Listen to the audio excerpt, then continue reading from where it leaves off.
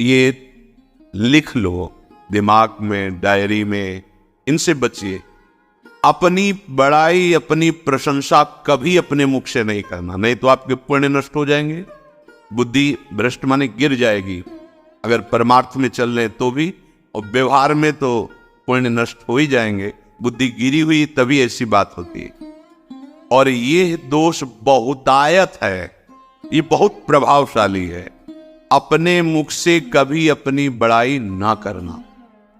अगर कोई अपने मुख से अपनी बड़ाई करता है तो उसके सुकृत नष्ट हो जाते हैं, बुद्धि भ्रष्ट माने गिर जाती, पतित हो जाती है, फिर निर्णय ठीक नहीं।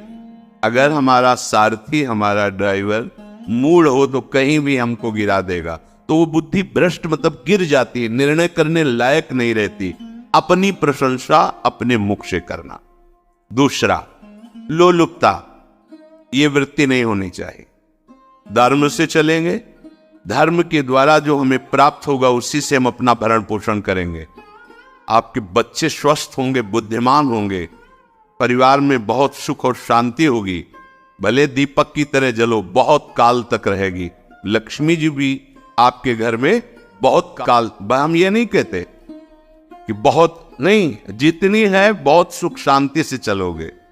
अगर लोलुपता करोगे, हिंसा, छल कपट, व्यभिचार, चोरी, ऐसे धन आ जाए, वो आएगा, लेकिन वो हाइलोजन की तरह आएगा, एकदम प्रकाश और फ्यूज, बिल्कुल अंधकार करके जाएगा। देख लेना, तुम्हारे जो सुख के हेतु है, तुम्हारा शरीर, तुम्हारे बच्चे, तुम्हारी पत्नी, तुम्हारा परिवार, उसको देख के तुम रात दिन जलोगे बिना आग के। ऐसे उनके आचरण होंगे, ऐसे उनके अंग होंगे, ऐसे उनके दिमाग होंगे, ऐसा उनका व्यवहार होगा। ये लोलुपता अगर उपासक में या किसी में है तो उसको नष्ट कर दे, सावधान। तीसरा, यदि आपका अपमान होता है तो आपको उसे सहन करना होगा, उससे आपके पाप नष्ट हो जाएंगे। जो तनिक सा भी अपमान होने पर बहुत क्रोध करके दूसरे का अपकार करने लगता है, ये आपका पतन करा देगा, ये आपको फंसा देगा, हृदय जलेगा, अर्थव्यवस्था नष्ट होगी, पूरा परिवार दुखी होगा। जरा सा अपमान की संभावना में आप किसी से भी भिड़ गए, किसी से भी, कोई ये प्रवृत्ति आपका पतन कर देगी। उपासक में तो अपमान सहना अमृत है, नीचा अपमानम शुद्धा, पर व्यवहार में भी ज्यादा उत्तेजित मत होइएगा। ये तो कुछ मिनट की बात है, अगर आपने उसे मारा पीटा, रिपोर्ट हुई कानून की, ओ फंसते चले जाओगे, अर्थ जाएगा, समय जाएगा, चिंतन जाएगा, बहुत तरह से हानि हो जाएगी। अगर आप सह गए तो आपका सहना उसके लिए आग बन जाएगा। उमा क्षमा साप होते भारी, तुम्हें दंड देने की जरूरत नहीं, उसका एक कर्म ही उसे दंड दे देगा। आप शांत हो जाइए, आप सत्संगी हैं, आप शांत रहिए। चौथा, निरंतर क्रोध और उसका चिंतन। बैठे बैठे बस द्वेषियों का चिंतन ही हो रहा है, अंदर क्रोध का चिंतन और द्वेषियों का चिंतन ही हो रहा है। द्वेष भरी बातें, द्वेष भरे क्रियाएं, उन्हीं का चिंतन करके जलते रहना क्रोध से। उपासक को तो क्रोध करना ही नहीं चाहिए, बहुत शांत। ठीक है, अभ्यास में कभी क्रोध हो सकता है, उसको फिर समन करो, अंदर से प्रायश्चित, जैसा कि अब गलती हुई आगे नहीं करेंगे। और व्यवहार में भी क्रोध को आप पीना सीखें। अगर बार बार आपका क्रोध प्रकट होता ही रहेगा, आपका स्वभाव बिगड़ जाएगा, आपके पुण्य नष्ट हो जाएंगे और आपका जीवन नष्ट हो जाएगा। देने वाला उतना दे देगा, आपको आनंदित रहो, पैसा खर्चा सब, पूरे जीवन का विध्वंस मचा दिया क्रोध ने। कहीं भी आप देखो, किसी से क्रोध करके देखो, फिर देखो तुम्हारा भजन चल रहा है, तुम्हारी वो आनंद वृत्ति है नहीं, जलोगे और वो जलन और गुस्सा दिलाएगी और वो बैठे बैठे जलो नहीं। ये क्रोध जो है, ये चाहे व्यवहार में हो चाहे परमार्थ में, दोनों की हानि करने वाला है। और आश्रित जनों की रक्षा ना करना।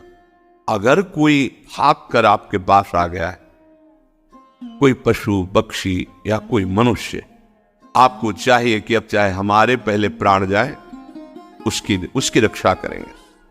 सीवी जैसे तो कोई बिरले ही होते, पर इतना जरूर ध्यान रहे, जैसे कोई पशु पक्षी किसी भय से आपकी सीमा के अंतर्गत आ गया है, अब उसकी रक्षा करनी है आपको। अगर आप स्वयं मार देते हैं या मरवा देते हैं, या आपके सुकृत नष्ट कर देगा, या आपकी दुर्गति का कारण बन जाएगा।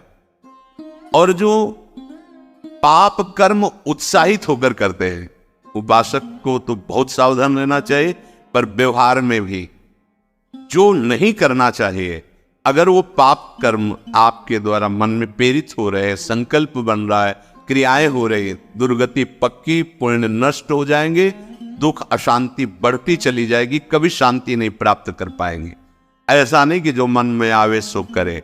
पापाचरण निडर और उत्साहित होकर करना, अगर ऐसे लक्षण है, निश्चित दुर्गति होती है।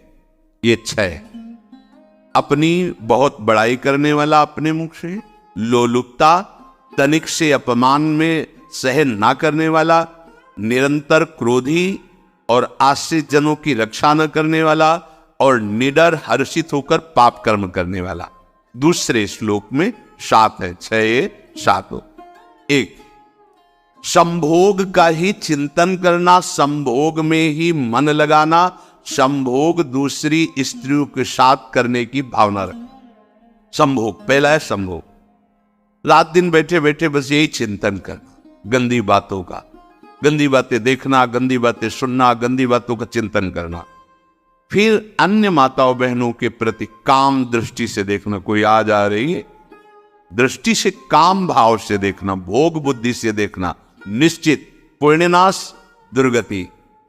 बड़े बड़े उदाहरण इतिहास में है जिन्होंने ऐसा दृश्य नेत्रों से देखने की चेष्टा की, मन में संकल्प किया भोगने का, नष्ट हो गए, चाहे वो कितने बड़े प्रतापी हो। ये दुर्योधन कोई साधारण थोड़ी है, भगवान व्यास देव जी के द्वारा ही तो, भगवान व्यास देव जी इसकी उत्पत्ति का कारण है। आप देखो इतने महान पुलस्त जी उत्पत्ति का कारण है रावण के। बस ये ऐसे दोष है जिनके कारण जीव नष्ट हो जाता है। ठीक है, धर्मयुक्त काम भगवान ने आदेश किया है, आपका पाणिक ग्रहण संस्कार हो गया है, संतानोत्पत्ति की भावना से कुछ पवित्र तिथियों का त्याग करते हुए चर्चा में हुई है। एक नियम है, एक आदेश है शास्त्र का, आप बहुत काम प्रवृत्ति वाले हैं तो प्रत्येक मास में जब माता वैद्य पवित्र हो जाती मासिक धर्म से, तो जिनका पाणिक ग्रहण आपने किया, जो पत्नी स्वरूप है, वो ठीक है। वहां भी बार बार के लिए व्यभिचार प्रवृत्ति के लिए शास्त्र आदेश नहीं करता, संयम पूर्वक, और उसका चिंतन नहीं करना। पाणिक ग्रहण संस्कार है, घर में विराजमान है, एक संयम एक नियम के अनुसार उसका चिंतन, चिंतन तो फिर भ्रष्ट कर देगा।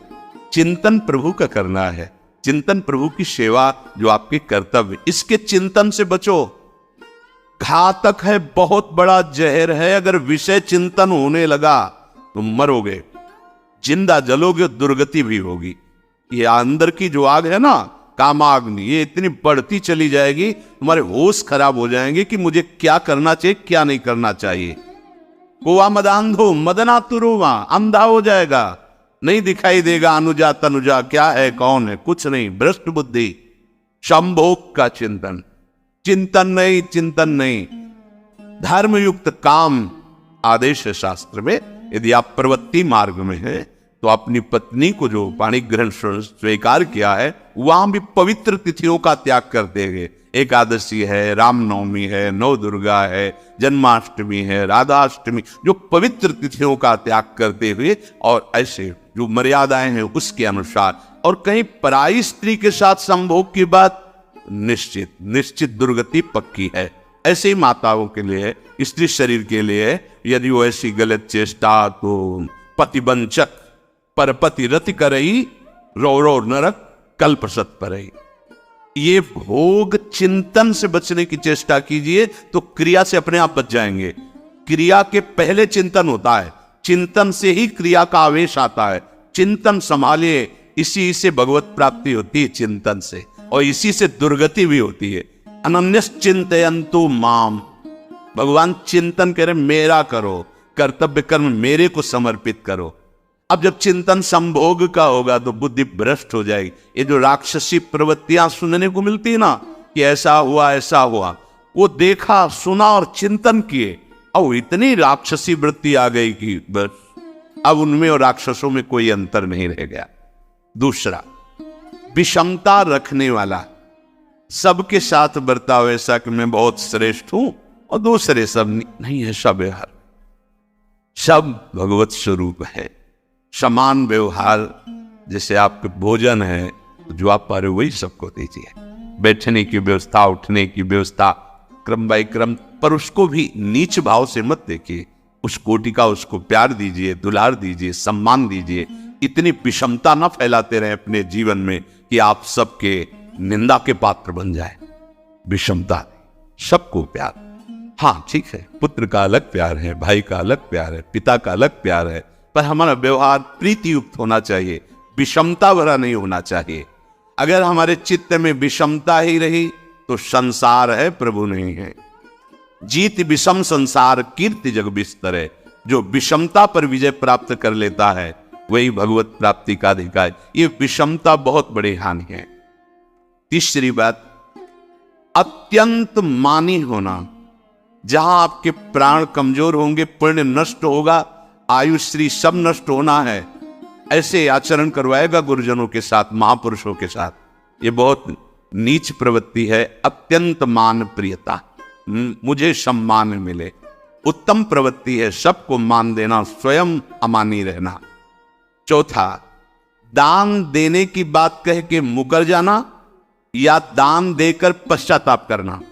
दे दिया है, बहुत जल रहे हो, दूसरे से वार्ता कर रहे हो कि पता नहीं क्या यार बुद्धि में हो गया, हमने उसको इतना कहा था, उतना दे दिया, क्यों दे दिया, ऐसा ऐसा, मतलब अंदर चिंतन करना, क्यों दे दिया तो दिया। इसके बाद जो आपका जलन हो रही, पश्चाताप, सुकृत नष्ट हो रहे हैं। दान देकर पश्चाताप करना या दान देने की बात कह के मुकर जाना। जैसे आपने कह दिया आपको इतना इतना ऐसा, अब आप मुकर गए, ब्याज सहित तुम्हें देना होगा, ये तुम्हारी दुर्गति का कारण बन जाएगा। ऐसे ही नहीं बोलना चाहिए, बहुत होश से। वाणी एक अमोल है, जो कोई बोले जान, ये तराजू तौल के तब मुख बाहर आन।